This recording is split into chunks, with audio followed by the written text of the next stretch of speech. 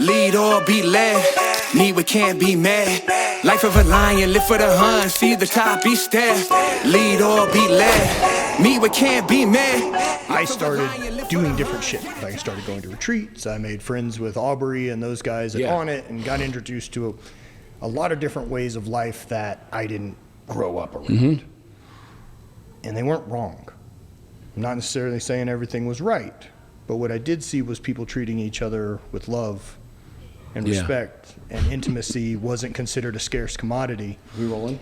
And I just remember at some moment going like, no one ever fucking said this was an option. I don't remember anyone saying that. Okay, guys, welcome to the podcast. Look, Richie, we're in on that. That's like our intro is like this, because we couldn't have a better intro.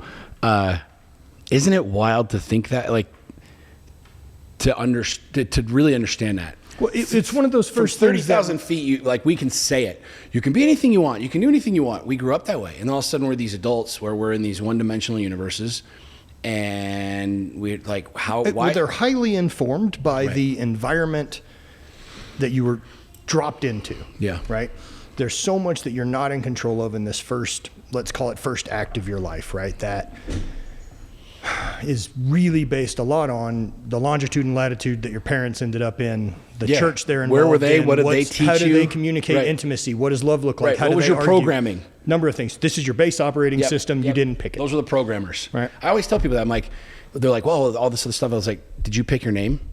Right. Did you pick what language to speak? Did you pick your morals? Did you pick what church to belong? No, you didn't pick any of that stuff. You were told and programmed since the early days what was right and what was wrong, what was good and what was bad. And that is your DNA, your operating system. And that is what is literally, quite literally, right and wrong. Is if you do this, you go to heaven. If you do this, you go to hell. Yeah. If you do this, this is what success looks like. This is whatever. And now here we are, 30, 35, 40, 45, 50-year-old, one-dimensional creatures.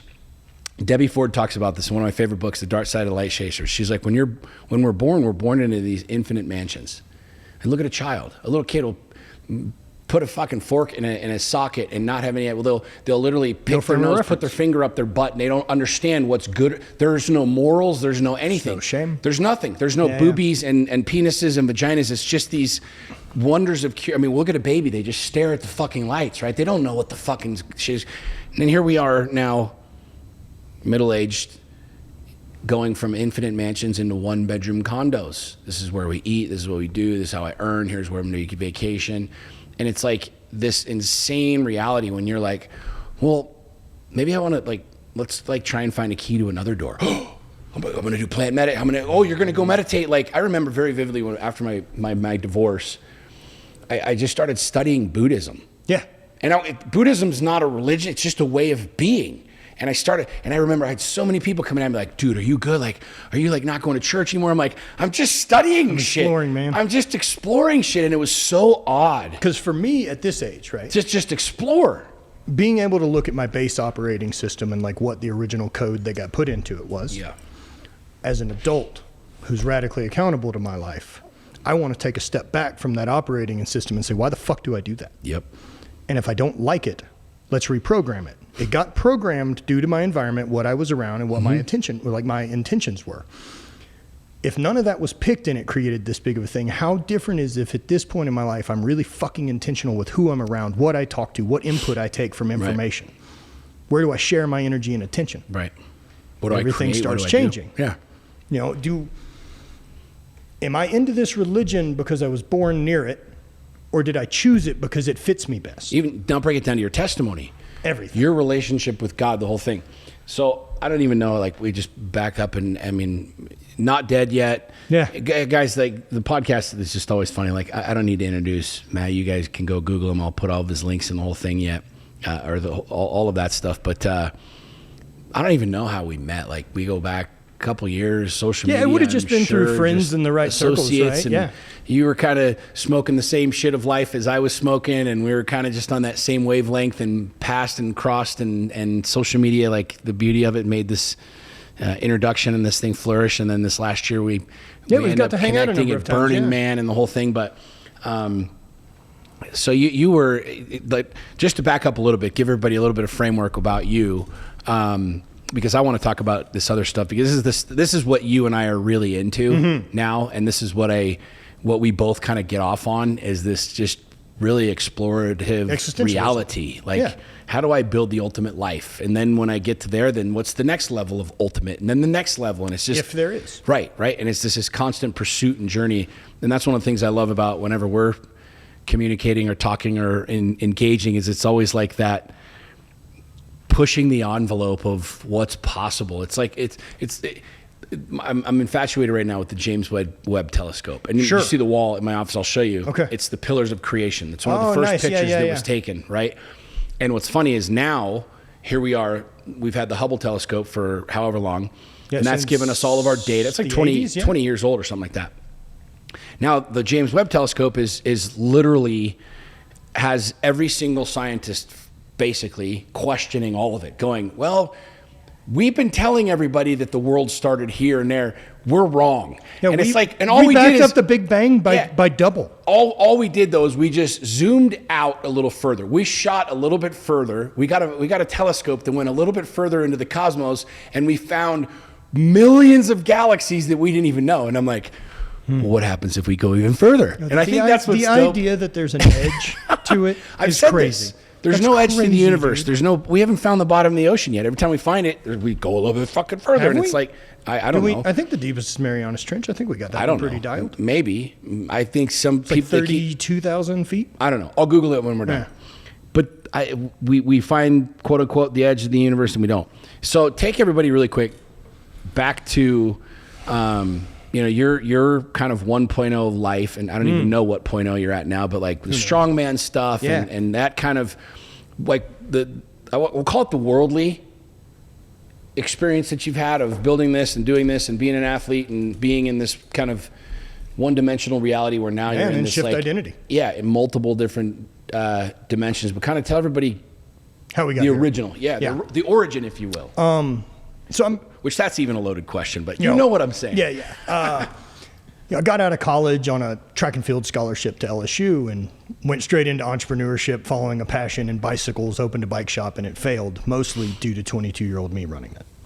And then, tucked tail and ran and got a real job and worked in the oil and gas industry doing outside sales for a decade, traveling and talking to people. And during that window, I found strongman. My brother had kind of got back into lifting again, and so then I got into strongman, and then that brought me to powerlifting and weightlifting. Found some success in all three, and then found Highland Games. I knew it existed, but we're talking about 2008, so some early web. Yeah. And Al Gore had barely just invented just barely gave it to us. How nice. So I'd found that sport. Going from like a collegiate throwing background to Highland Games is like having cheat codes. Yeah. You already know how to fucking basically do the whole sport.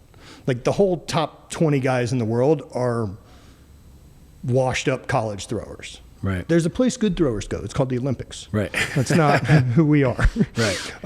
It's a different sport, man. And I loved it. Right. And that was this thing that's why I quit going out. That's why I quit doing all this other bullshit that my late 20s feel like.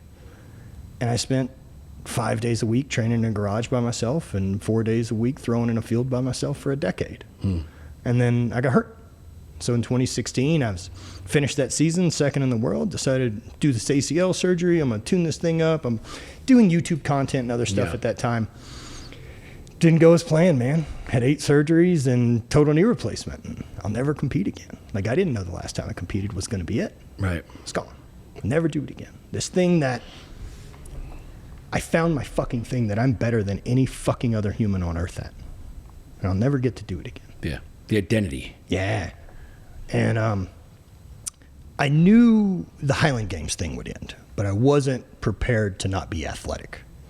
To go from okay and being good at something to like traveling with a cane and having like 200 yards of walking and being in chronic pain all the time, like, fucked me up. And I got really scared. And 2 years before that, my dad had passed away from pancreatic cancer, and that was a big eye-opening moment. Timing of it was a little weird. Died the day before my birthday. He was 62 and he died. I turned 31 the next day. And I just couldn't, it's never left. It's like, yo, you're halfway. Halfway through the ride, dude. What are you doing? Yeah. Who are you doing it for? What are we doing? And what that translated to with the 16-12 is so many weeks I got left to live. That's 31 years. I got to fit all my dreams, all my fucking adventures, everything I've ever wanted to do has to happen in the next 1,612 weeks. Get busy. So I did. And being able to shift from that identity into this one took a lot. It's letting go a lot of that, guys. Lost 100 pounds of body weight. Don't look like you were a big fella, man. Yeah, I look like a totally different dude. Yeah. And man, one of the things I'm most proud of at this point is clients I work with, people I talk to, podcast, any of this. You're not talking to me because I was a world champion Highland Games athlete. Yeah. That's one of the least interesting things about me. You're an explorer like me. That's why we get along. And that chapter ended. Yeah. It was really fucking tough. And ended up detonating an old life, man. Ended a 13-year marriage and moved and changed everything. And on the backside of it was, if I'm going to hit detonate on okay, then we're not settling for okay. Right. We're all in. Now that's up for me to define. And if I'm going to define that by a bank account or if I'm going to define that by life experience is up to me. Right. I choose life experience. I chased the other one. Sure. And I ended up detonating it anyway. So fuck that thing again. Yeah. We'll try this over here. I'm going to do this other thing. Yeah. And giving yourself the freedom to do it was tough too. But also I knew that, like, if I don't fix this, I'll kill myself. Yeah. So what's the risk? What's the risk? And at the end of the day, I'm going to fucking die anyway in 31 years. Right. What's the risk? Right. And that's pivoted a lot of my thoughts to abundance and finding more self-mastery. Personal development is really what I leaned into. And I took my notes, right, of like, I got fucking great at this one thing. What did that look like? Well, that looked like throwing in a field and in my garage by myself 7 or 9 hours a week for a decade. Okay, that's what it takes. And it takes 10 fucking years. Quit rushing it. Right. Quit having some assumption about where this is supposed to go by now. Right. That, you're familiar with the gap in the gain? That concept, right? That always living in that Explain that for people that don't know. So the gap in the gain is a beautiful book that really handles the idea of scarcity in your life versus abundance. And so most people spend their time living in the gap, which is this make-believe fairy tale distance between where you currently are and where you think you should be based on bullshit. Because the absolute truth is you are where you are based on your habits and actions and how things have transpired. That's it. Right. It's all on you. There's good luck, there's bad luck, there's shit that happens, but that's your journey. Right. It's only yours. You can't compare it. You can't hand the blueprint over to someone else. Right. The gain is measuring all your progress backwards. Am I where I want to be? Of course not. But also I know enough from lifting and throwing that I'll never be. Right. I'll fucking bench 300 and 305's next on the board, man. I don't even fucking blink an eye at it, right? So I'm done pretending that there's a destination point. Right. The gain is being able to always look back and be like, where were we 5 years ago? What were our stress? Where were we? Where have we grown? Where have we changed? And staying in that framework of like, look at our progress. Right. Look at the evidence that says we're fucking doing it. Right. And take the fucking time clock off. That it has to be done by this date. Right. So that's kind of helped reframe a lot and give a lot of freedom to what do we want to try? Whatever we want to try, it's got to be full effort. Man, I'm not smart enough to halfway a business work. I don't, some people got it. Yeah. I ain't that dude. Yeah. Well, it's either an all in or a nothing thing. And we were talking about that before we went on. Like, I think that's a beautiful place to be because, you can't. Well, how lucky I am to get to do it. You get to do it, right? That framework, my good friend Greg, he's helped me with my language, not swear words because those are part of my repertoire. But he's like, you have to change the conversation from I need to I get to. I need to go to the gym. I need to go to work. I need to do this. I need to do that. It's all scarcity. To I get to do this. And you start just simple verbiage shifting that mindset. You realize we were just talking about this. Like, I get to have this experience in my life. I get to have this business. I get to have this marriage. I get to have this sunshine. I get to have this darkness. I get to have this pain and this pleasure and all of these other things. And then the real quantitative reality is like, what am I learning from this? Am I better than I was yesterday? If I am, great. If I'm not, what do we do to move the needle? Yep. How do we move the needle? What is the needle, I think what's interesting is there's a lot of people that I feel, and tell me what your thoughts are on this. There's a lot of people that have a real struggle with not knowing, with the unknown, right? It's scary. We see this a lot in like religion, right? You have to have, no, this is the only true thing and whatever, right? When I'm like, really? That's weird, because a telescope just completely redefined what we think about whatever. So how much, anyways, but there's a lot of people, and I struggled with this for many, many, many years. You know, the appreciation and the wonder and the curiousness around the unknown. And to me now, that drives me, that excites me, the unknown. Well, that's adventure. Because that's where you get to go in and you get to have like the adventure, whether it's spiritual, mental, physical, psychological. You get to go into these places that you don't know what is there. Like, I love plant medicine for this reason. It's like you go in and you're opening up these doors and you have no clue what's behind them, and you're finding sometimes they're really great and they're very euphoric and very beautiful, and there's sometimes it's like demons and devils rearing their head that want to chop your fucking head off, right? Yeah. I love that shit. Why do you think it is that so many people are so, in a lot of ways, adamantly avoiding that reality? Because this is something I think you and I are both like, yeah, let's fucking send it, let's go, right? You know, so that, but there aren't very few like that. No, so that adventure into the unknown, like that's one of the ways I've kind of decided to define leadership, is what leaders go first. Period. I'm willing to go into the darkness. I'll bring back what I know, right? And not everyone's into that. Great. But being able to go in and understand that discomfort is what creates adaptation. Like, that's how your muscles grow, right? Right. They don't grow from hanging out and being nice to them. They grow from kind of stressing them out, causing damage, and then they grow back stronger the next time. Well, why would my capacity for confidence or self-love or empathy or any of these things not operate the same way? They have to be pushed. They have to be pushed. And going into that unknown is really fucking scary if you don't know you, and if you don't trust you, and if you don't have a stack of evidence that says, I'll fucking figure it out. Yeah. I'll be okay. That's tough. It's really scary if no one's ever believed in you and you don't believe in you, and any of these other things is really tough. And especially if you feel like the reason you want to change and grow is because you're not good enough, then the actions are out of scarcity already. Right. Instead of out of how lucky I am to go get to explore this thing. Right. Having that feeling of like, well, what will this change? Right. What will this adaptation? Like, what will I get from this? That's what I'm interested in. Oh, yeah. And so what I'd noticed, time being kind of an important one to me, being that all of this shit's temporary, dude. All of it. And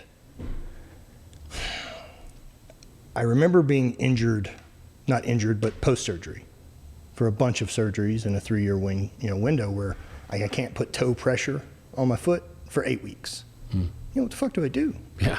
You know, I can't bend my leg either because it's in the knee, so it's not like I got a scooter. No, how do I carry something from the kitchen to the couch? I got crutches. And during that time, like, man, I would have 8 weeks and 10 weeks disappear. Boom, rehab. I have nothing important that I can tell you that happened in that time frame. But when I go somewhere new, unknown, the adventure, say it's a trip to Iceland or I'm going to compete in a thing, I have a bunch of fucking memories to tell you from that 10 days in Iceland, and part of that's because it's unknown and because my brain can't go to autopilot. And so it forces me to be present. That piece is what slows down the time, because you have to pay attention to everything. Your brain can't fill in the gaps. Yeah. And the more that you don't have to fill in the gaps, this thing wants to conserve energy. Sure. Right? And so like, oh shit, we don't need muscles? Cool. We'll fucking cut down that power system. Oh shit, we don't need this other thing? We'll cut that down. We don't need an immune system? Sweet, we'll start saving energy on that. We're so lucky that we have to still do it. Right. You know, of 180,000 years, maybe there was something to being outside for a number of hours in the sunlight all day. Right. That despite that, I don't have to do it right now. The luck is I can choose to be out in the sunlight however the fuck I want to. I don't have to plow a field. Right. I'm lucky enough to go swing a kettlebell in the sun and enjoy it. Right. But it's still required. It's still important for us as a species. The mental and physical health things stack on each other. Yeah. And being willing to go into that unknown you've got to build it, and you've got to build the confidence in yourself to like, let's try. There's no real failure. Yeah. You're gaining, you know, the question around failure, the conversation around failure, people talk about that all the time. You know, I don't feel like I've ever failed in anything. The reason is I've learned something from everything. Sure. And so to me, if you're learning something, and the beauty of that is you're growing, right? What happens with that? That's 100% mindset, right? Mm-hmm. Your position in that thing doesn't change a single bit. Right. Your perspective does. Totally, 100%. Which totally changes your reality. Right. So therefore, what I really believe is the better job I can do at maintaining my perspective, I'm in control of my reality. Right. If the world is shit or the world is great, it's my call. Oh, totally. That's what's fascinating, especially with social media. We were talking about this before we got on, like the introduction of social media has happened in our lifetime. And there are some people that are just so consumed with the world being this pile of shit. And I'm like, dude, there's so many rad people out there. Like, the world is fucking ridiculously cool. Define the world, first of all, but whether it's our experiences or our travel or our this or that, I'm like, the experience that we're having is so damn rad. Not only that, which other century would you like to go back and take a swing at? Have you guys watched Shogun? No, isn't that beautiful? Isn't that the ninja one? Or it's about feudal Japan. Yeah. And like, fuck living in that time. Oh, dude. Like, go back to Greece. Go back to the Wild West. I'm good. Yeah, you know. I'm but good. That's the thing that I love, and what you know, I truly believe our experience and our reality is inviting us to is this exploration. You know, and it's so damn terrifying to people because of the social conditioning, the social programming, the social reality of, you know, what if? Look, right? as long as people are willing to be misled, someone's going to do it. Oh, exactly. Right. And as a consumer population, we have shown that we give far more attention to things we're mad at than things we love. Oh, dude, that's the reason. That's the reason TMZ can grow so damn big, but yet the firefighter who gets the little kid out of the car, it's like, yeah, whatever, doesn't even make it on the TV. But did you hear some celebrity was banging the other celebrity? It's like fucking viral. But that's what all of everything. our news choices have decided to follow too. Exactly. Because at the end of the day, if you have advertising, you're entertainment. Right. Period. Right? Like, your goal then isn't to give information. It's that can be a side effect. Let's just collect eyeballs. I just want attention. Right. Same thing your phone feeds on. Right. I really wonder, like, when they're talking about installing an algorithm, right? And they're like, this would be great. Like, they're following so many people. Why don't we give them more of what they spend time looking at and what they interact with? And everyone's like, oh, that's fucking brilliant. Well, what if they did it with only shit they hate? Yeah. Why would anyone do that? Right. Oh, we all do. Dude, now we talk, and anybody who hasn't seen this, I strongly encourage you to go watch this. The other night I watched the Anti-Social Network. It was fascinating because I didn't really know what it was about. I read kind of a little blip on it. It's on Netflix, and it goes back, and I won't share the whole aspect and dynamic, but it's basically the origination of the internet, not like the internet itself, but this thing that was the internet, and who were the first users and what was the first usage of it, right? And it goes all the way back to like the early AOL, like the dial-up days, you know what I mean? And maybe you'd get on, maybe you wouldn't. And it went back to like the chat rooms. And what I found really, really fascinating is the mentality that the people had around these chat rooms, right? It's very indicative of, it's almost like Zuckerberg's created Facebook spawning from this reality because it was very tribal-like. All the nerds that like nerd shit went over to this little chat room, and all the Beanie Baby people were in this chat room, and there really weren't these things. And then they introduced memes, and then memes got like super fucking popular. But it was all inside of this very one-dimensional reality. There weren't smartphones or anything along those lines. It was just this very rudimentary, like singular kind of experience, right?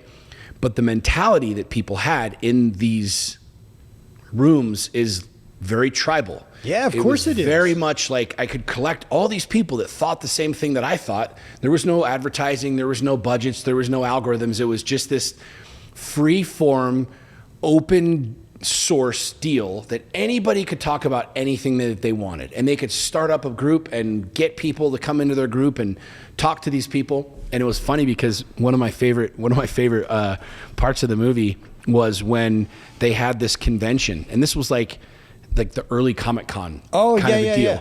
And here were all of these people, and they had this panel there for this one chat room that was very much like around comedy or the comic, kind of scene. Okay.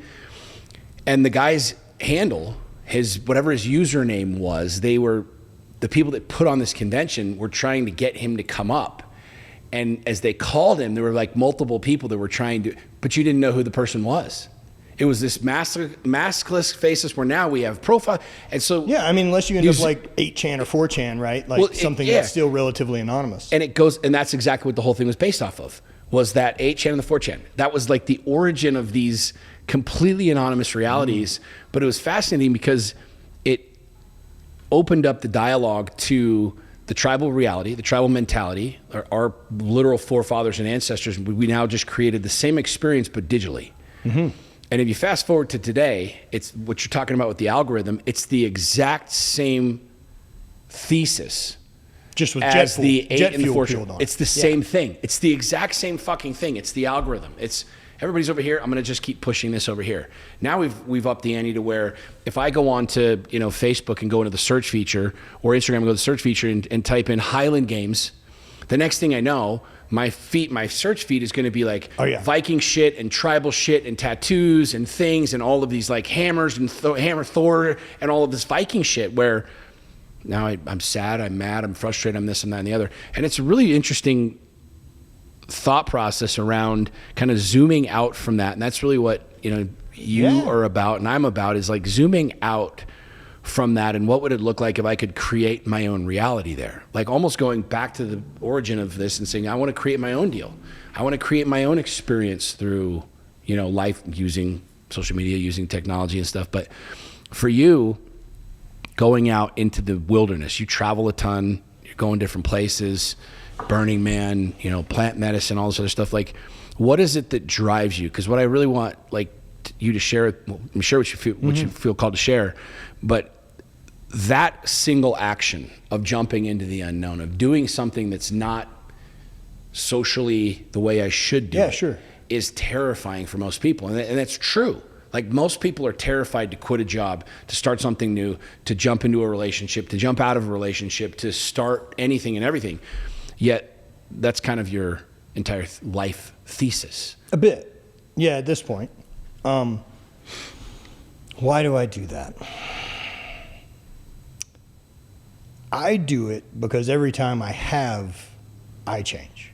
And that's what I want. Like, I look at, there's options to be a tourist or there's options to be a traveler. And a tourist does shit to go get a merit badge. A tourist is the guy that's like, oh, I need to go do another retreat. Oh, I need to go do plant medicine again. Like, that's this missing piece. Right. Like, motherfucker, why didn't you integrate anything you learned last time?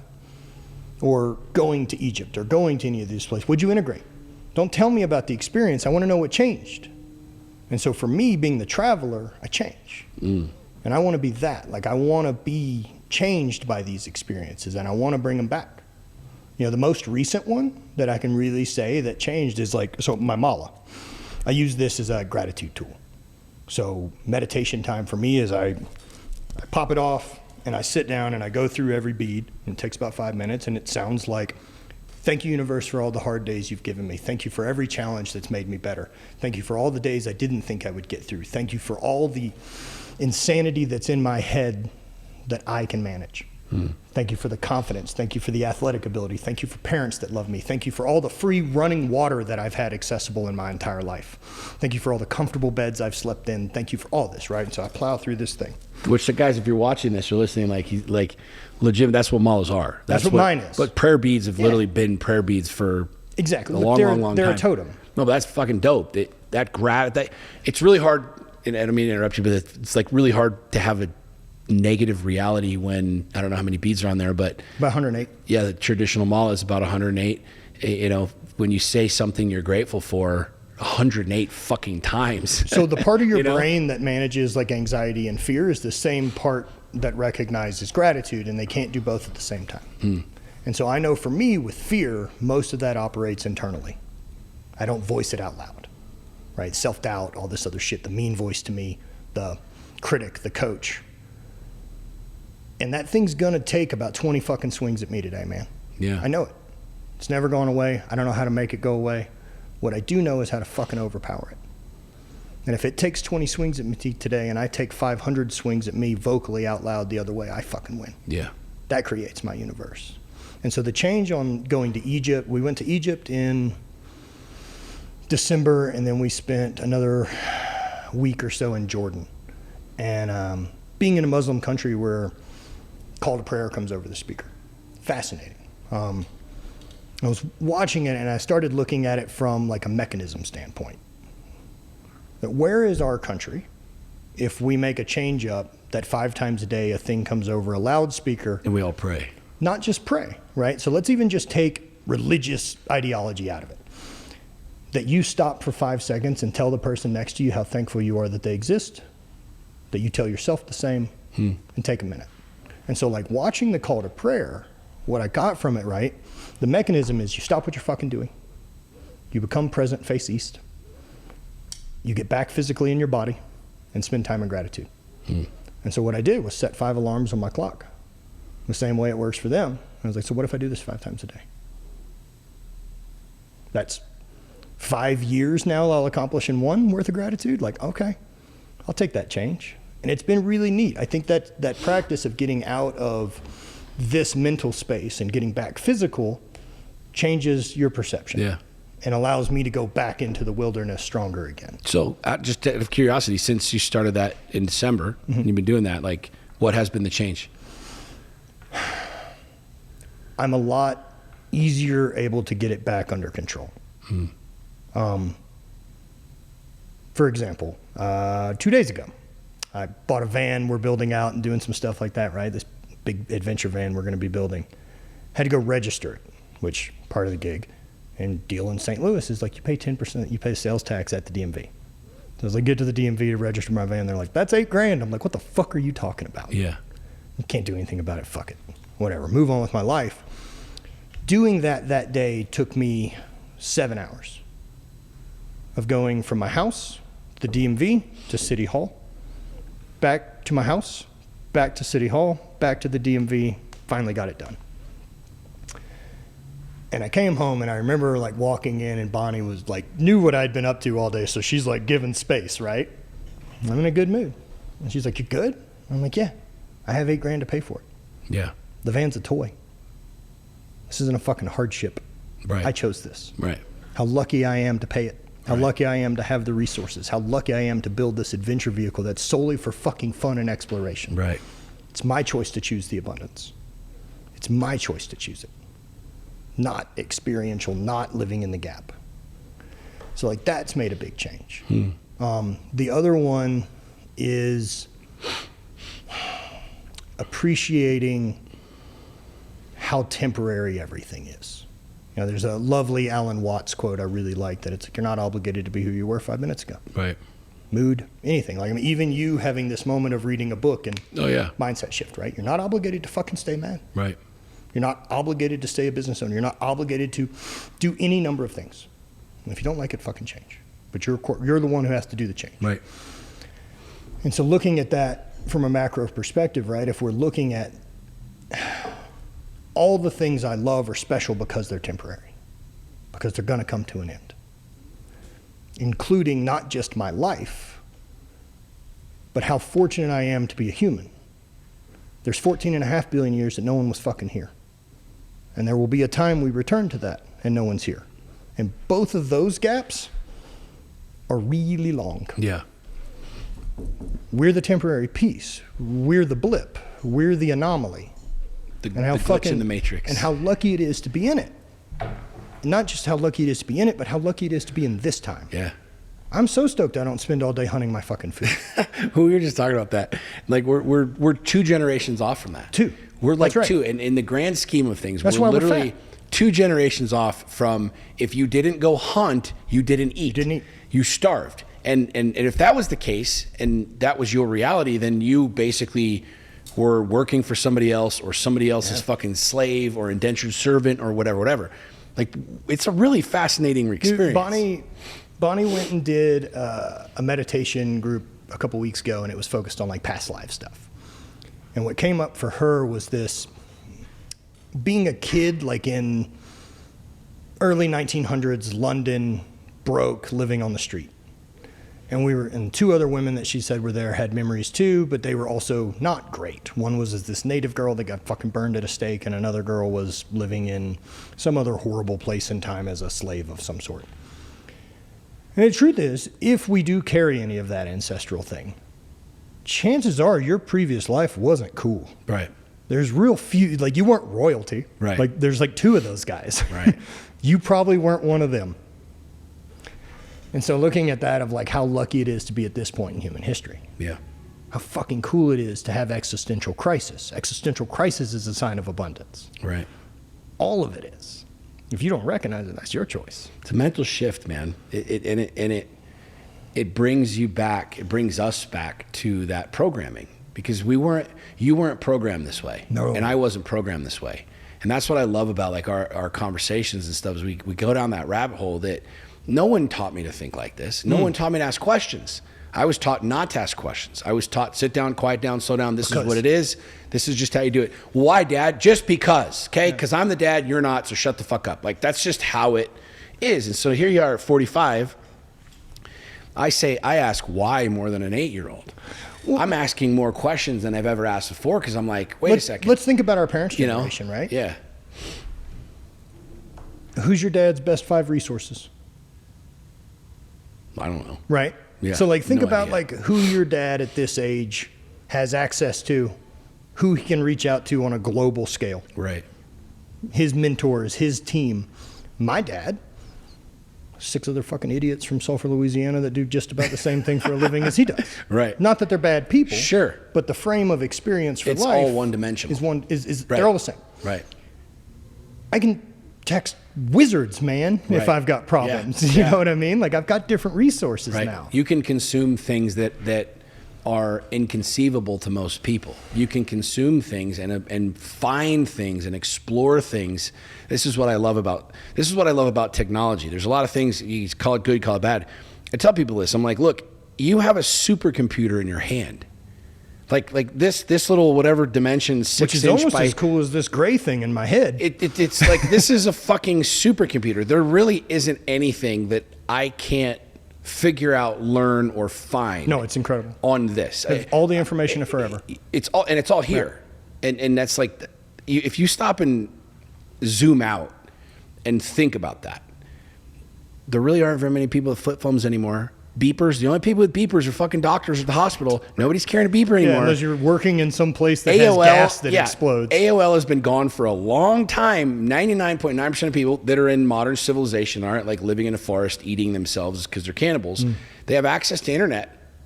And so it's like when you stop and think about that, like living in this one-dimensional life and saying this is the only way and this is that little teeny speck that you're looking through, the little pinhole, it's like, dude, there's so much more. There's so much more. There's so much fucking more. And that thing doesn't have an opinion.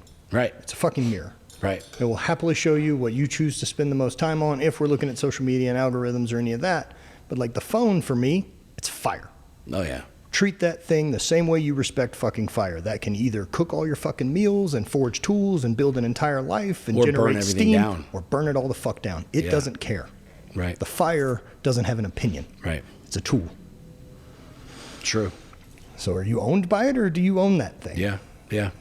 You and I have talked quite a bit about plant medicine, and it's something that I haven't talked a lot about, like publicly. I haven't shared a lot about it on podcasts and stuff. But I have shared that, You've had it's experience, something yeah. that I've been very proactive with and are very active with the last couple of years. And I know that you're big in the neurospace, and I just started Alpha Brain again. I took Alpha Brain years ago, and it didn't really do much for me. And I started taking it again, and I'm actually having a different experience this time, which is cool. But you're very much in the, we'll just call it the neurospace space, where trying to figure out how to use my brain better. Yeah, how to access more, how to open up more doors, how to get more cylinders to fire. I'm into performance enhancement how to across see the that board, shit, right? Right. So talk about that for a second, because that's one thing that I'm really intrigued with, is knowing that if we're only operating with say 6% capacity of our brain. And I don't know what the actual mathematical I think algorithm that thing is such a weird kind of fallacy, right? Who but knows, because right? What we talked about earlier about the way the brain works, of course it doesn't keep all the systems running when they're not needed. Why would it do that? So whether we use 6 or 2 or 12 or 80, I don't really care. All I know is like, if there's something that can get me more or open up more to my brain, my soul, my DNA, whatever, I'm all about it. Like, talk about that for a second, because I know that this is something that's very important to you. Yeah, so performance enhancement, right? Like for me, whenever... Which life is performance, by the way. So whenever my knee went bad and I'm stuck in chronic pain and trying to figure all that shit out, I first started dabbling in cannabis. So this probably isn't until like my mid-30s.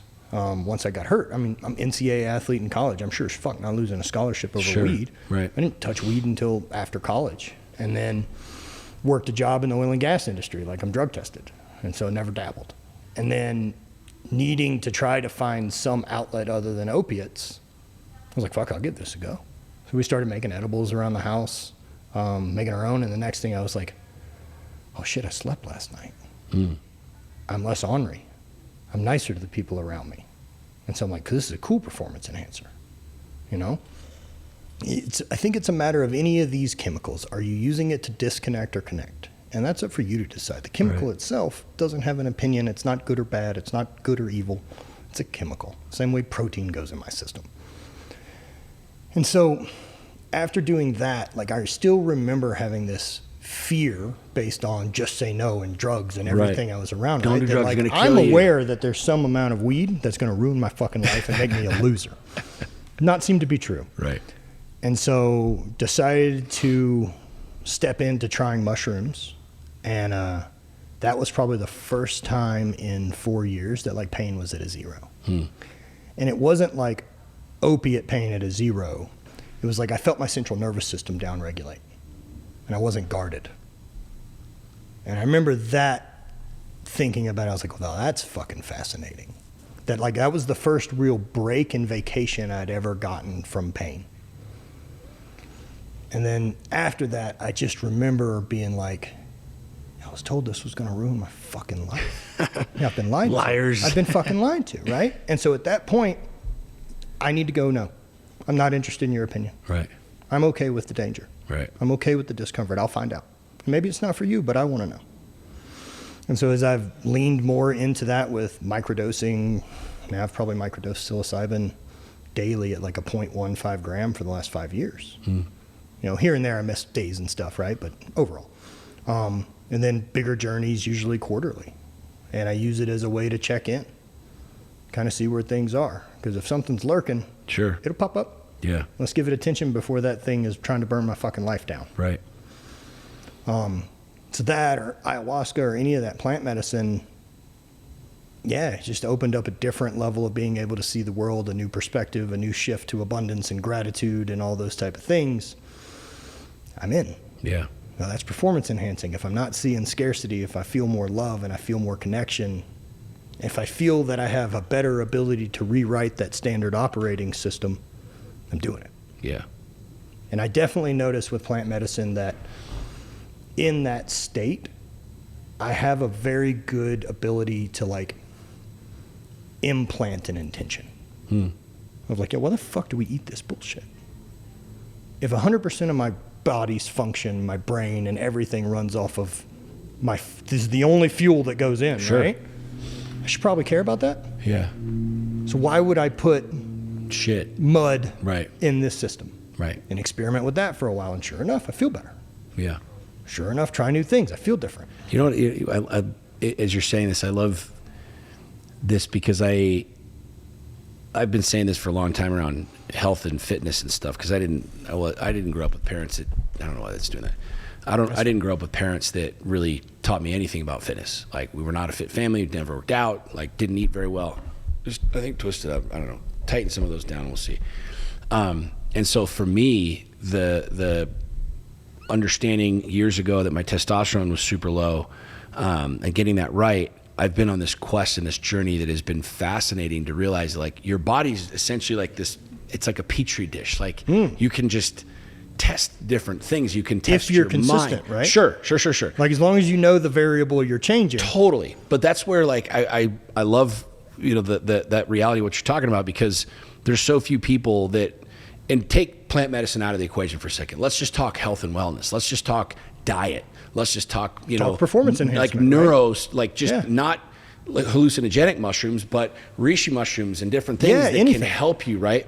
I think there's such a really cool experience in life right now where we have, number one, access to a ton of fucking data that can give us the instruction of, hey, do you want more cognitive this? Do you want to sleep better? Do you want to fuck better? Do you want your dick to be harder? Do you want your body to burn more this? Do you want all these? And there's all of these tools that are out there and ways of doing things where I get asked all the time, and I bet you do too, like, well, hey, what diet should I do? Or exactly, right? You just kind of like, are you fucking serious? People ask all the time, like, what do you eat? I'm like, I have two things I tell those people. Whatever you'll stick to. Right.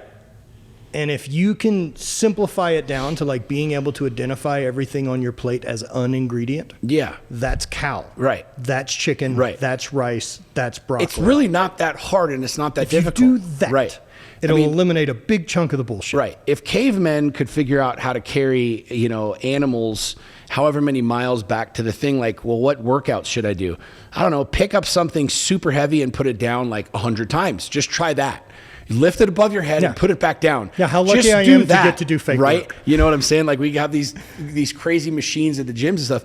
But I love that aspect of life. Probably right now for me, I'm more fascinated with this than really a lot of other things. I can't really say that like as a one-dimensional statement, but the mind and the body are fucking fascinating. And connected completely. Dude, why wouldn't they be? We have the ability. We do. Like, you don't have to, I'm not a doctor. I dropped out of high school. Like, I'm not a very smart dude, but I'm fascinated with testing shit in my brain, in my body, whether it's a workout, whether it's a diet, from cold plunge to heat to cold plunge, which one works better? How do I feel with this? How do I feel with that? And I think something that people, I hope they take away from this, it doesn't matter where you are. You don't have to be fucking super smart. I didn't grow up in this. I don't think you grew up. This is something that you learned. I threw rocks in a field. Yeah, this is what you learned on your own through your own desire to enhance the brain, enhance the body. And I think we live in a fat culture. We live in an obese culture. We live in a sick culture. And it doesn't take a doctor or a neurospecialist or a dietitian to be able to like have a healthy life. Like, anybody listening to this can start pulling some of these levers, whether it's with your brain, whether it's with your body, from microdosing to this, to that, or the other. I mean, there's a lot of stigma around it too. There's a lot of stigma around microdosing or this, that, or the other. We say because we get it, so but millions and millions and millions of people, like, I want them to hear this conversation, because there's a lot of people stuck. And there's a lot of people stuck in the stigma and the dogma of what you're saying. Drugs are bad. This is bad. Ayahuasca is going to kill you. Mushrooms are going to kill you. If I eat mushrooms, I'm going to see aliens and they're going to freak. Well, you might see aliens. Who the fuck knows? Or you might actually tap into some shit that's causing you so much trauma that you've been hanging on to for 40 fucking years. And literally in one instance, you might be able to heal all that shit. So which do you want to play with, and what are you looking for? You know what I mean? I had three things during my ayahuasca journey in 2020. Went and did 4 nights in Costa Rica, and it never came back. It was, I dealt with the end of my career, competing, and I really dug into it during that thing, and it was this feeling of like, oh, I'm bummed I missed my tribe. These were the fucking 20 dudes on the planet that got it. Right. I didn't have to explain why I throw in this fucking field like an idiot every week by myself. You know what I mean? They get it. Matt, why aren't you coming? Because I have better things I want to do, man. I have this. I'm doing this thing. And that ended as well. Right. Right. And so not only that ended, my relationship with my brother shifted a lot. Lucky, we're super close. He's 5 years older than me and has been one of the fucking coolest role models anyone can have. He's played in the NFL for a couple years, and an incredible athlete and a great guy, and still working in the oil and gas industry, killing it. But we worked for the same company and then traveled together like around the world for a decade, and then it was over. And so like I lost this big connection. And during that night, instead of the bitterness that was around it, what I appreciated was no one gets to do that with their brother. I got to do it for 10 fucking years. That's badass. How greedy are you? Hell yeah. How greedy are you? How greedy are you that you found a fucking silly sport that every fucking bit of ounce that you poured into it for a decade gave back? Right. That was supposed to be permanent? Is that what you needed for this to be okay? Fuck you. And like, you're right. How lucky I was to ever find it. Yeah. Right? So what's next? Right. Go suck at a thing again. Because I remember sucking at that. And so like finding that appreciation for that was one of them. And then my knee and hip started a conversation with me. And it was like, hey man, can we chat? And I'm like, whoa, what's up? And it's like everything going good in your life with this brand and the podcast and everything you're doing is built on work we've done. Like we've died on our fucking shield for this cause, man. And so why is it you've traveled around and learned all this stuff, but when you deal with us, you deal with the hammer? It's your only fucking tool in the box. You just grab the hammer. How about some fucking respect? Loud and clear, man. And from that point on, like training, it's not destruction anymore. I'm trying to feel better. Yeah. I want to leave the gym 4 days a week feeling better than I started training. Right. Like that's a big shift. That never came back. And the other one was my ex-wife. I remember what I was seeing was kind of sitting in bed after one of my knee surgeries and fucking bloody bandages and all this shit, laying in bed feeling sorry for myself, being a sack of shit, and being fucking furious. And my body doesn't work. I'm fucking betrayed. Like this fucking thing that I've counted on. And not only that, how much of my identity, how much of my confidence, how much of all these things that I have were surely based on luck of getting dropped into this machine. And so like as I'm sitting there and I'm frustrated about all this fucking bullshit, the room spins and it's not me in bed, it's my ex-wife. And I never caught that like during that window when we were, I'm between 8 knee surgeries, man, and we're trying to have kids. Like I'm fucking with a straight leg brace on and trying to make it happen, and it's not working. 2.5 years of it, it's just not working. And I never into having kids. That's what's next. That's what felt is next. Right. And I felt pretty confident that once this clicks in, I'll be on board. There isn't anything else I care about that if I care about it, I'm going to be good at it. And I would have been. But I never registered to me that during that whole window that I was caught in my shit, she felt the same way about her. That how dare my body's not working. This is the thing it's supposed to do. Wow. And the next time I saw her, man, I was like, yo, I'm so fucking sorry. I missed it. I missed all that, and I'm really fucking sorry. So yeah, I mean, like those big perspective shifts, man, like that's what I want. It's like being able to see things that you couldn't see, or just can't see that, it, dude. It's cloudy. Like there's too much going on, and you only get your perspective. And if you're caught in shit, everything's shit. Yeah.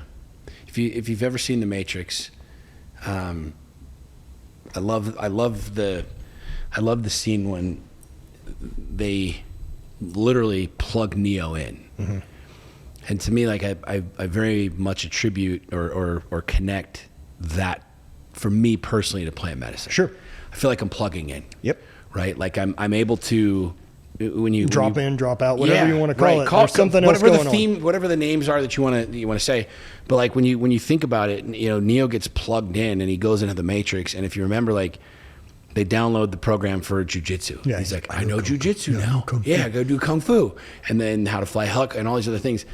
And to me, I very much have a reverence around that experience and around plant medicine, because I don't like using the term medicine, because medicine to me insinuates that you're sick, and I don't think you're sick. And so I start to refer to it as like sacrament. It's like a sacrament for me. But it's been really fascinating, because when you take yourself out of the ego and what you think you see, and you see things through a different lens, and you see yourself, you see your life, you see these experiences. A lot of people who have not done plant medicine or gone down this journey of exploring their brain or their soul or anything like that, it's really intimidating. It's really scary. You think like, well, what if I don't come back? Or what if I mean, it's what are the negative stories you've heard about? You've heard, right? Endless people that say this, and this. But the positives, to me, I've never had a negative experience. I've had some challenging experiences, but yes. But even the challenging ones, they're beautiful. Yeah. So one of the real interesting things I've had to unwire in the last couple years regarding plant medicine, and this isn't just plant medicine, but it's a number of things. And it's kind of back to what we were talking about training, right? That like I'm not trying to destroy myself. Right. So there was this big point with plant medicine that I felt that like if I did do a ceremony and dove in and I didn't have something gutting come up and I didn't fucking have my gut spilled and I didn't feel fucking destroyed by it, then I didn't get anything. And I was like, oh, that's really interesting, right? Yeah. That like you can't just have like a good time. A good experience. A good experience isn't acceptable for you. Yeah. And so I was like, oh man, that's a really interesting thing that I should probably check in why I feel that way, that destruction's the only way. Yeah. It's funny because I had a really hard time a couple years ago when I was first getting into the space, listening to Aubrey Marcus talk about it. Because Aubrey was always like, I went to my birth. Yeah. And then I went to my death, and I saw, and I'm like, it's cool that you're talking about this, but I'm like, you're making it sound like you can dictate, number one, what happens, and you can't. But number two, it's like it's these cataclysmic realities, and I've had a couple experiences where it's like I was just sitting in paradise, and it's like there wasn't a huge takeaway, there wasn't a huge thing, and I've had experiences where I literally felt like I had an exorcism. You know what I mean? Where like the devil was just brought out of me. But the point I wanted to make in this and is that it's a tool. Mm-hmm. It's a tool as much as a hammer, as much as anything else. It's a tool. And you know, the thing I keep telling people is, you know, we have, you know, ibuprofen when you have a headache, and you have, you know, antibiotics when this and this and the other, but like, what do you have for your soul? Right. Like what quote unquote medicine do you have for your soul? Because a lot of people's souls are sick. A lot of people's souls are not well. A lot of people's souls and DNA generationally is bad, right? Like you have damage there, or you have quote unquote, we can insert whatever word we want. Mm-hmm. But a lot of people have mommy issues and daddy issues and years of programming and experiences and all this sort of stuff. And I think that the plant medicine space is a brilliant tool and quote unquote medicine to be able to potentially heal some of those things, and at the same time equally shift your perspective, show you something that you would never have otherwise thought about seeing, and not tell you what's right or wrong, but just invite you to something different. For sure, right? Just open up a new perspective for you to look at it with fresh eyes without some filter of that first act of life. Right. Or ego or pride or whatever, right? Recently kind of thinking about things, you know, with meditation and journaling or plant medicine or any of these other tools to becoming present, what I find they do is let me take a step back from me, right? And I don't know if me's the right answer, but I look at like all of our feelings and everything that's coming through as this stream. And sometimes the stream is overflowed with water and it's rapids and it's fucking dangerous, and other days it's flat water. And most people are stuck in the stream. You can decide to build some spaciousness through meditation and stand on the bank to watch the stream without needing to react to the water. Yeah. It's another choice to decide I'm going into the water. Right. Because I want to feel it. I'm not looking to never feel bad. I want the capacity to feel the full fucking spectrum of my emotions safely. Yeah. I want to trust me that we'll be okay. Yeah. I want to be scared. I can be anxious and I'm okay. I don't have to react. I don't have to do that next step. So that's been, you know, that's falling in love, right? That's very well said. I think I'm stealing quite a bit from Alan Watts. Something different. You should. Yeah, they're great. Yeah, Alan Watts, like all these guys.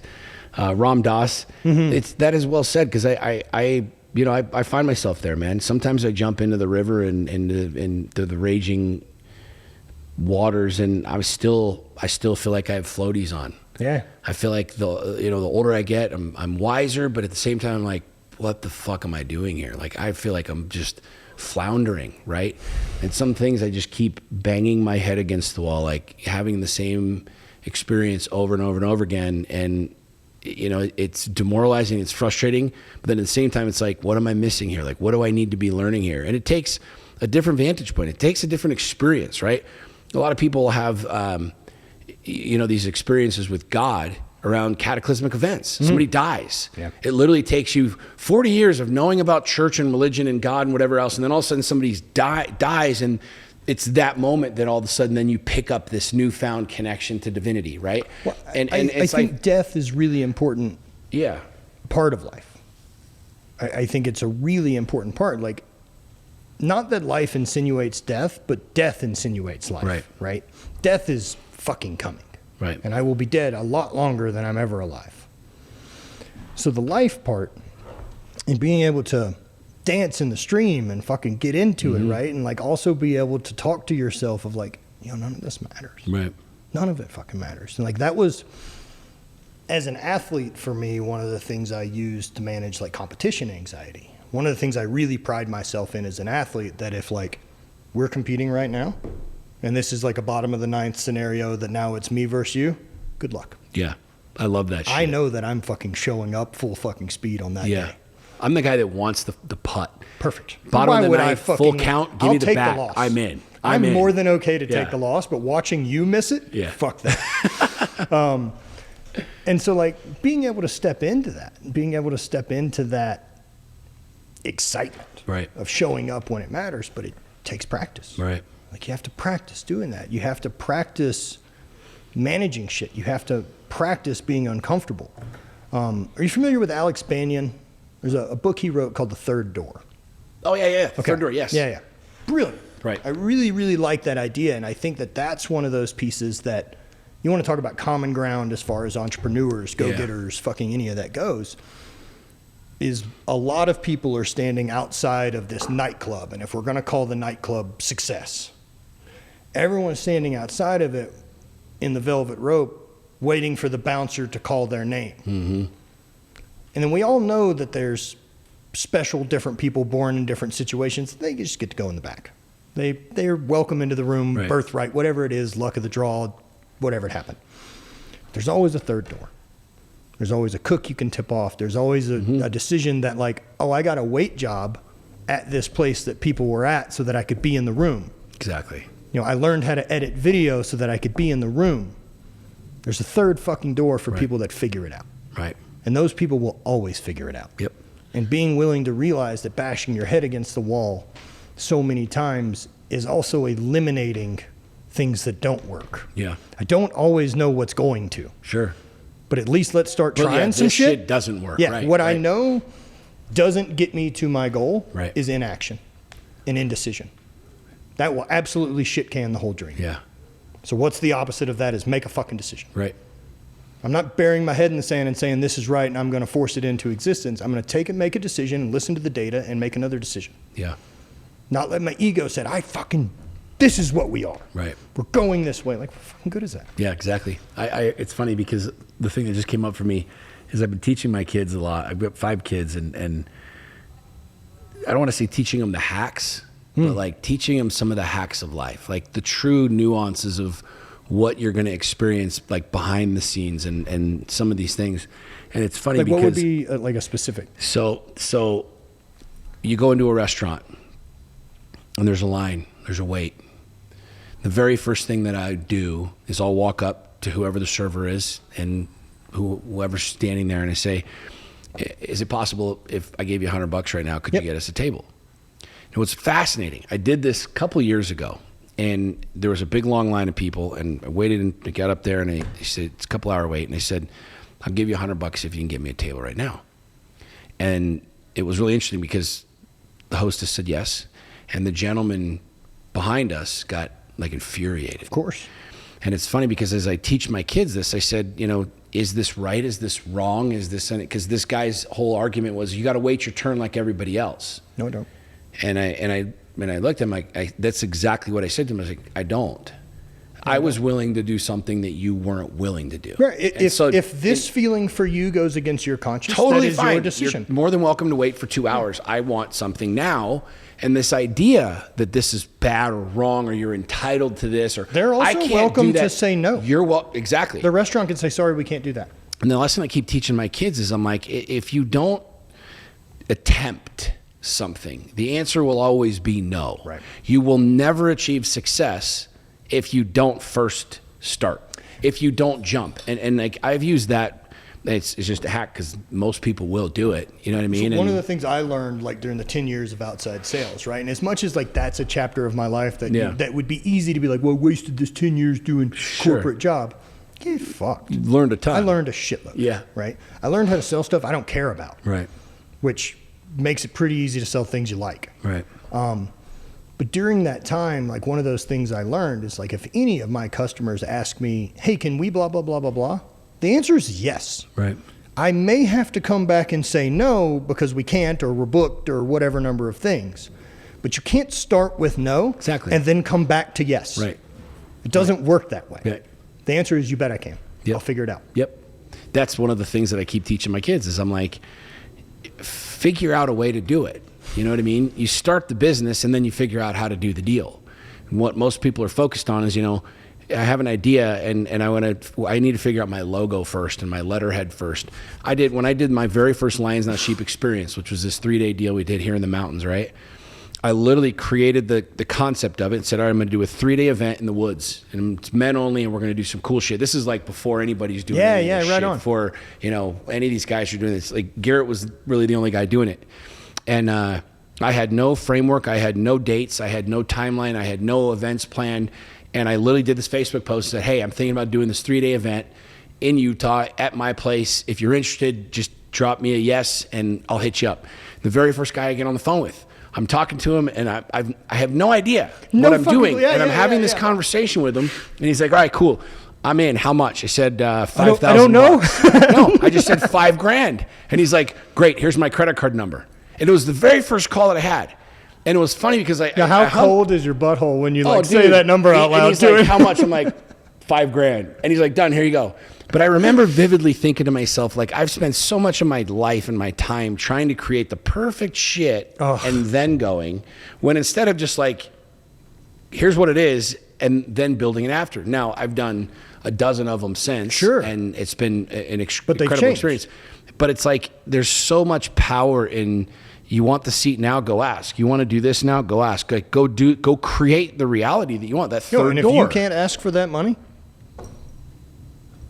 they're not deciding that number for you. Exactly. It's your choice what your time's exactly. worth. And when you're selling something that isn't based on here's the cost. competition, right? Or or this Chevy's this much and this Chevy's this much. It's like, no, here's this experience and it's going to be whatever it is, right? It's a huge lesson. So tell me about, before we take off, we got a couple more minutes. Tell me about Burning Man. Was this your first year? This was my first year. So we were talking because I know Sax and Bonnie were chopping it up, and this was Saxony's first year going as well. Okay. And I'd been once before, and we were like just stoked about it because we kind of both got the same thing, like Mad Max, going to the desert. I'm playing this bitch to the hilt. Yeah, like, man. I'm going to fucking be all in. I'm going to dress all in. I'm going to be all fucking in. Talk about Burning Man. Like, how was Burning Man for you? I loved it. So I would put Burning Man up there with ayahuasca as far as like an experience I was so excited going into. Right. Right? That maybe built up in your head to such a level. Yeah. I did not disappoint. Did for 2 nights. Yeah. Didn't fucking give me shit. But it showed up. And then Burning Man being one of those things too, it fucking lived up. It's so much different than I expected it to be because it's everything. Sure. Right? Like you're not the weirdest dude there. It's impossible. So like that game's mute. Right. Do whatever you want. No one gives a shit.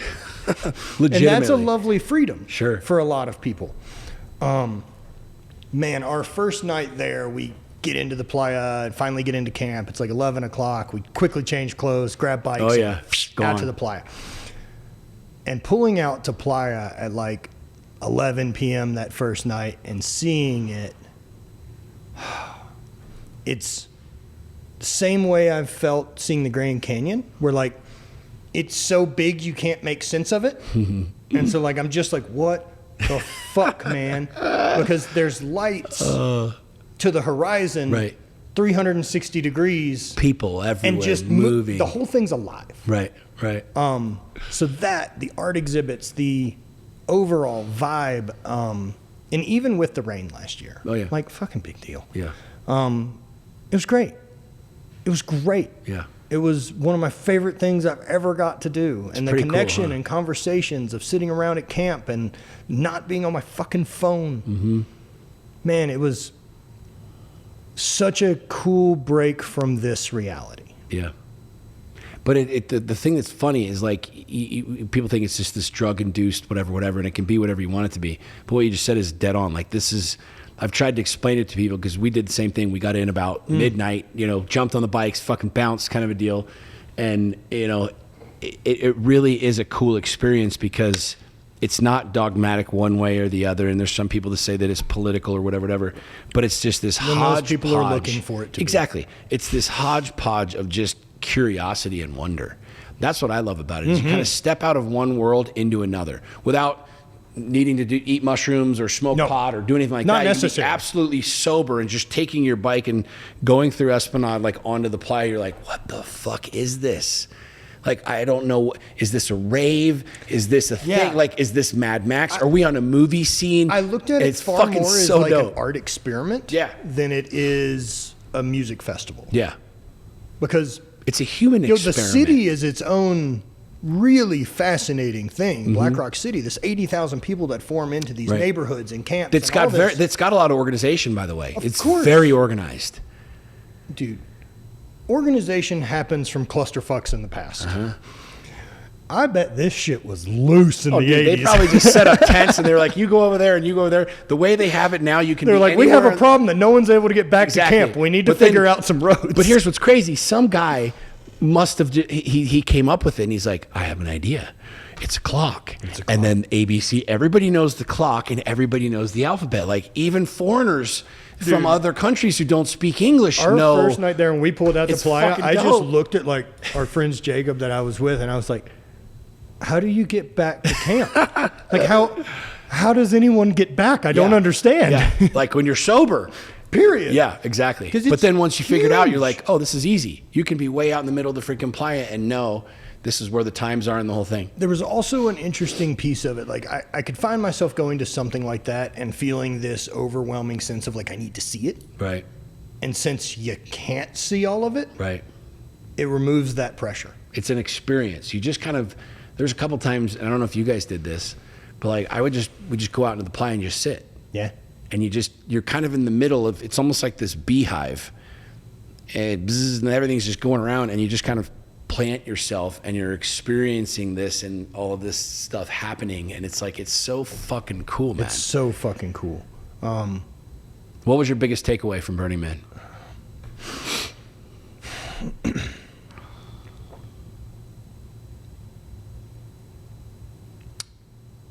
I like that I couldn't swipe my credit card to solve any problems. I had to talk to people. I had to figure out what the shit I had with me. Right. Old school, barter. Yeah. Help. Yeah. Ask for help. Yeah. Right? Like there was community. There was this thing that came together. And seeing all that was really cool. Yeah. Not seeing the chaotic mess that the news portrayed it to be. Oh, yeah. Of course. It was wild being out there, though, wasn't it? While you're reading all of these reports, people were like, I remember seeing all these pictures of like tanks on trains being rolled out there. I'm like, where is all that? I'm out here and there's none of that. Everything that's literally being reported. That was a really interesting experience. It was interesting to be on that side of a thing. To literally be at Burning Man, reading the headlines about how Ebola outbreak, everybody's dying and there's literally deaths happening and but all these toilets are Burning Man overflowing. And it's chaos and it's anarchy and there's like, and I'm like, dude, I'm just playing with my family. Like we're having a grand time. Where is all this happening? Yeah, where's all this happening? And it's funny because everybody from the outside who wasn't there is consuming this. Yeah. That was a really interesting takeaway for me. Same. Kind of going, whoa. Like, because we read shit all day long in the media. I read stuff and this and that and the other. And I was like, me to go, oh, so it's all that full of shit. Right, exactly. Perfect. Question all no that. problem. Because I was like, I was at Burning Man, and while I'm consuming this, reading this, I'm like, none of this is happening. And then all of a sudden you kind of zoom out and you're like, fuck. Yeah. I wonder how manipulative like this is across the board in other places. And we kind of already know that, but when I saw it firsthand, I was like, but again, I do really believe that's our fault. Propaganda. Jesus. I believe it's our fault. Yeah. Could we consume it? Right. If we turned it off, right, they would change they would change the tactic. Yeah. And until we show that we'll give more attention to good and we'll give more attention to love and not respond to the negative comment instead of saying thank you to the people who get it. Yeah. This is what we'll keep getting fed. Yep. Scarcity is the buyer. Yep. You quit freaking consuming it, you quit buying it, and they won't have anybody to sell it to. So what would you say? What would you say to somebody who is living in I'm just going to say this plainly, in a one-dimensional world, right? Do they know they are? We've already talked about this enough to, again, just roll with me on this. Right. Like, don't go like psychological. Do they know they are? Are they wanting change? if you're listening to this and you're in this space where you're like, man, this sounds really cool. I would love to go do, and I would love to quit my job, and I would love to go live, and I would love to go explore, and I'd love to be able to have these experiences like these guys do, and go do this shit, right? But fill in the blank with whatever, excuse, one-dimensional excuse you've got. What would you say to somebody who is listening right now, who's living a one-dimensional reality, who wants to just move into a two-dimensional reality? Forget going full on, full send. What's the first step from going one dimension to two dimensions? So just be clear on two-dimensional reality, right? So like one-dimensional reality, let's say you are completely in the matrix. You believe what's important is all the things you've been sold on from the base operating system. A two-dimensional reality is deciding to take radical accountability for your life and deciding that, oh shit, it's all on me. This thing that I'm like, oh, I wish I could do this, or I wish I could go there, or I wish I could do that. You fucking can. But until you make those things a priority, they don't happen accidentally, man. Right. Your fucking dreams are not obligated to find you. Right. You're not obligated to be happy. You're not entitled to a fucking good life. It's a choice. But you have to define what that looks like.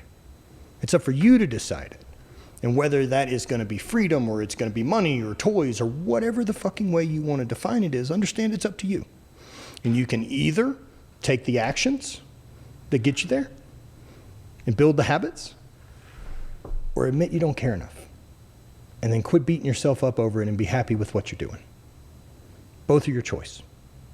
And if you want to step into it, what I recommend is start changing the habits and actions you've got. Because those are the things that are, when they're done consistently, create the adaptation you want. It's not fucking magic. We want to write magic off, right? Like it's, man, I wish I could be in shape like that. Well, do you like doing 2 hours of cardio every morning and eating nothing but red meat? Because that's what I do. Right. Oh, well, I don't want to do that. Then don't fucking say you want to be. You can't have it both ways, man. Yeah. You pay the cost. There's rent. It's all due. Yep. And until you want to be accountable for that and understand that, like, my health is my fucking control. That, well, my kids have this in the house, my blah, blah, blah, blah, blah. Oh, do they put that food in your fucking mouth? Do your kids go to the grocery store? They don't. Make a choice. And you got to live up to it, right? Like, that's being impeccable with your word. That your actions and your habits tell me everything I need to know about you. You know, and if you were to take a zoom out from yourself and only look at your habits and actions like a Sims character, like I don't get any insight into your brain. What do your habits and actions tell me it's important to you if you're watching yourself all day? Right. Is it these dreams you're telling me about? Right. Or is it staring at your fucking phone? True. Is it your health? Or is it going out for the next drink? To do the same thing because of FOMO, because of what someone else thinks. At some point, you've got to decide to at least be the leader of you. Yeah. Without that, you'll get the life that someone else decides you get. Both are your choice. Both your choice. The key word there is choice. It is truly your choice. I figured this out a number of years ago. It's my choice. And in that choice and making that choice and planting that flag and jumping off that cliff, there's going to be people that will support it. There's going to be people that won't. There's going to be people that will be left behind, and there's going to be people that will be found. There's going to be new exploration, and there's going to be bridges burned that I'm never going to cross again. There's going to be curiosity and wonder, and there will be fear of the past, but it's all the choice. It's literally a choice. And what I work with men I coach and women I coach and the group Not Dead Yet Life is, I want you more loyal to the time in front of you than what was. Right. This isn't real anymore. It's gone. It only exists in here. Why are you so loyal to it? What do you want? Right. What direction do you want to go? What does the you want to be? What habits are required to be that guy? Yeah. Who do you have to become? What are the habits of the best version of you? Does he get up in the morning? Does he have a morning routine? How does he talk to himself? What does he write in his journal? How does he speak to his friends? How does he communicate with his partner? Start building those fucking habits and you become that person. Do it long enough. But you got to be willing to ride it out. Like the same way I tell people like, oh, you want to get stronger. Like what program do you think I should do? I think you should bench, squat, deadlift, and overhead press moderately heavy once a week for a decade. It'll take care of itself. Mm-hmm. That's it. Do that. And the same thing for building your life. Yeah. It is that simple. And it's a choice. But it's a decade. Yeah. Pretty wild, isn't it? When we think about the instant gratification society that we're in, and I want this right here. And I'm that way. We're all that way. We all want results now. I want the takeaway now. I want the perfect marriage now. I want the perfect body now. I want the perfect business now. And I get that. We all have those impulses and that reality. But when you actually start seeing things come to fruition, it makes you really appreciate the journey, number one. But for number two, it makes you appreciate making the choice. Well, because there's no real fucking destination, dude. Yeah. The journey's the whole journeys thing. are your entire experience. Like, I'm not in competition with me that used to compete. Right. This is the journey. Right. I don't get to do this for a living without doing that. I'm not sure quite how throwing rocks in a field has fucking translated to what I get to do, but here we are.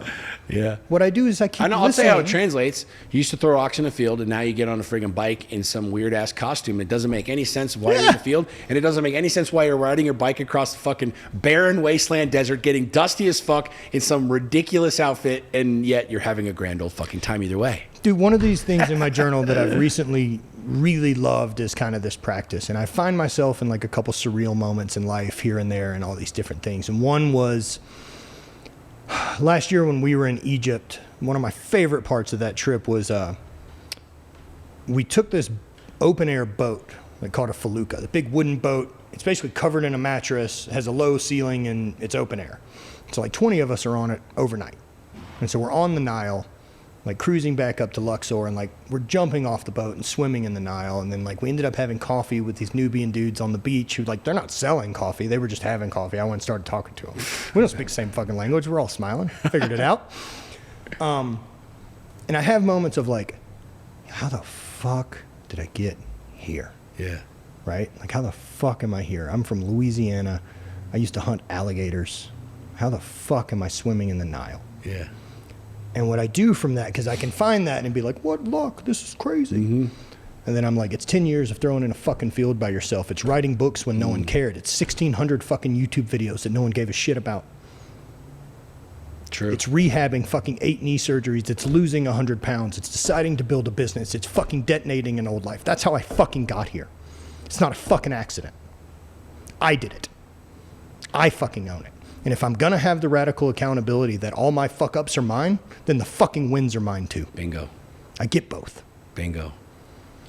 Fact. That's hard for a lot of people. It's tough. Well, we're taught humble. We're taught all these other things. It's no big deal if we want to go have a couple beers tonight and complain and piss and moan. Yep. And as soon as you start succeeding and talking about wins and all this, you're a dick. Yep. Fuck being around crowds like that. Amen. Yo, I'm out. Amen. I want to go find other people that blow fucking oxygen into my fire, man. Hell yeah. That's it. I have a zero tolerance for the other thing. I don't deal with malicious intent, and I don't deal with complaining. Yeah. No complaints without fucking action.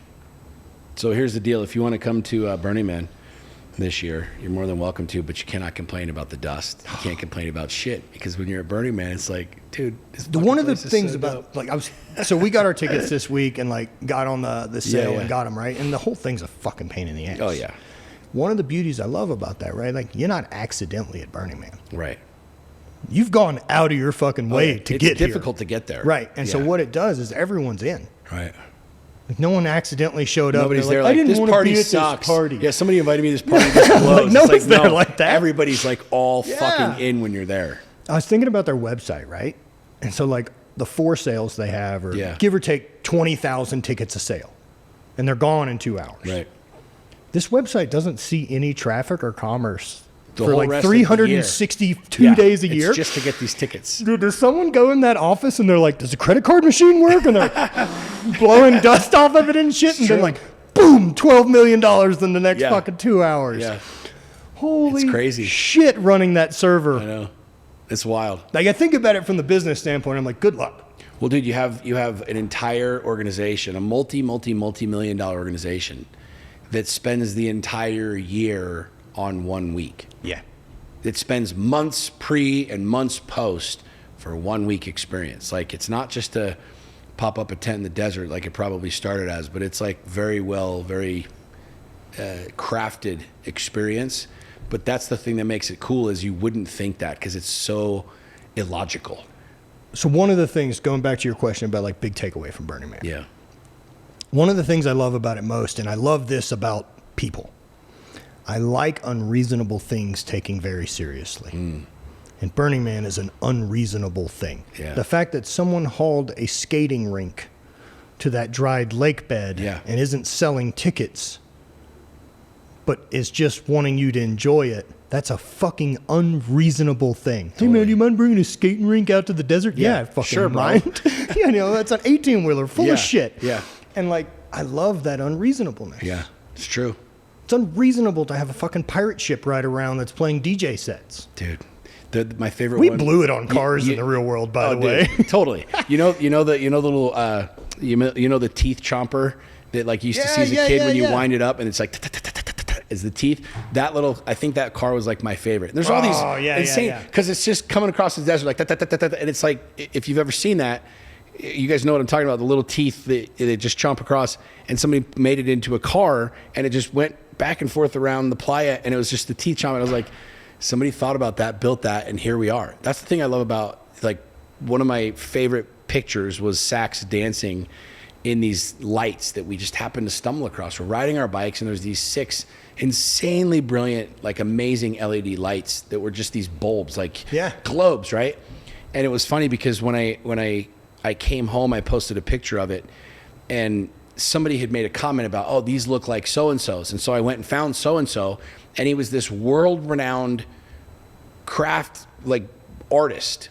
And he made stuff for their, like, these multi-billion-dollar malls, and it was like this very, very, very sought-after lighting architect. And this was his gift to the playa, is these 6 lights that the rest of the year they're at the Promenade in LA, the big mall, which is Santa like Monica, a big fucking deal. And those lights, he just takes them and he brings them into the playa, and they're probably worth millions of dollars just sitting there in the middle of the fucking desert. It's like, how dope is the guy that just makes this? And it's like, yeah, let's put it right there. That looks great. See ya. You know what I mean? Right? It's so fucking dope. No, I love all of that.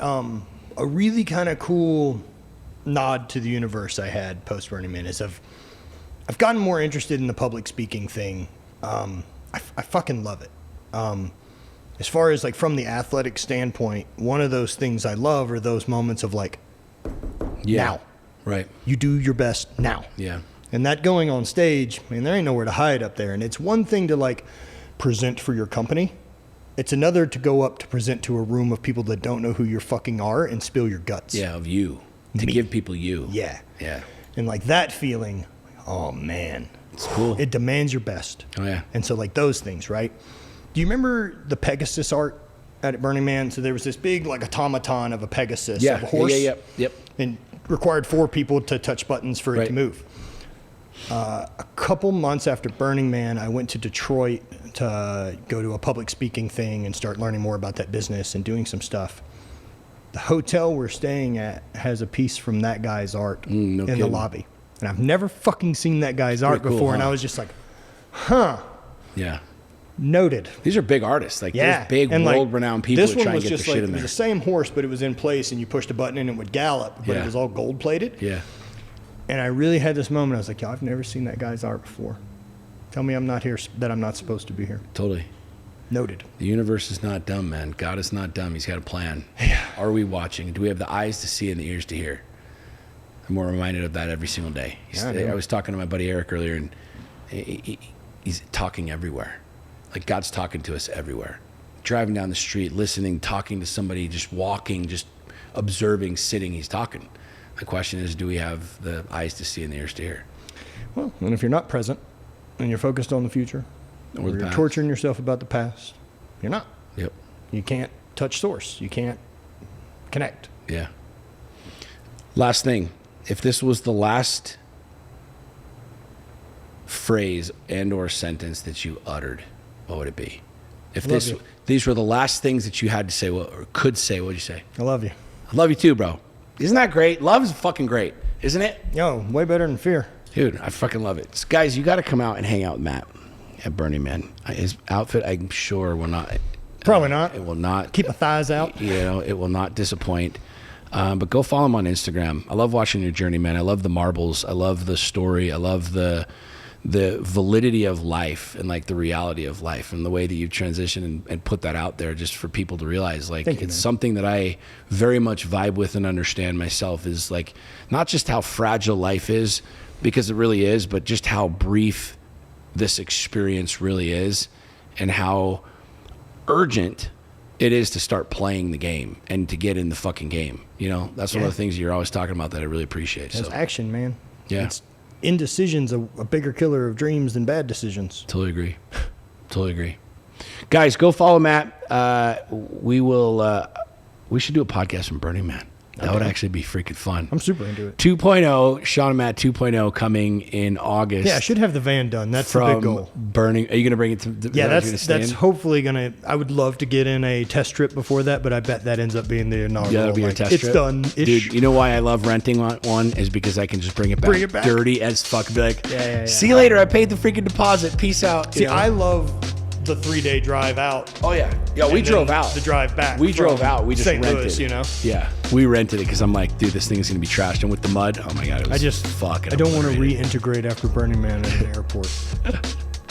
You're like, these people. Who are these human beings? I need to get away from them. Yeah, you just came from 80,000 people in the desert. It's wild. Yeah. All right, dude. Thanks for stopping by. Dude, we'll chat soon. Always a pleasure. See you guys. Thanks for listening. If you know somebody that needs to hear this and listen to this and open their mind up, feel free to share. Leave us a comment.